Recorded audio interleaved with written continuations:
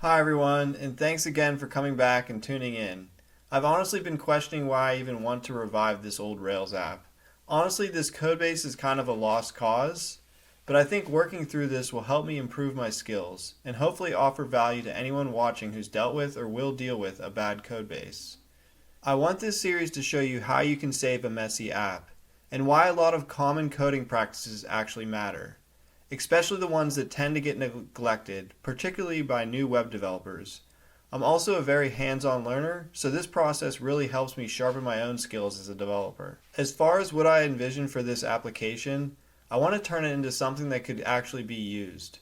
I'm not saying anyone will use it, but I want it to be a sustainable product, something that could legitimately run in production if needed, not what it is today, which is basically a disaster. So I don't know yet what the final feature set will be, or even what kind of SaaS this might become, or if it even becomes anything at all.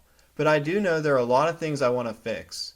That includes adding proper tests, unit tests using Minitest or RSpec, and solid system testing like the ones I've talked about in previous videos, using tools like Cypress, Playwright, or Capybara. I also want to refactor the codebase with better design practices, cleaning up the unused gems, fixing security vulnerabilities, and adding some nice CI/CD pipelines.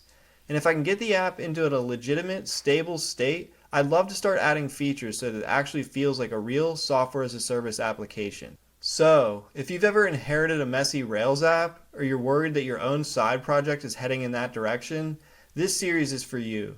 I'm going to share the wins, the mistakes, the stuff I wish I had known years ago, all in real time.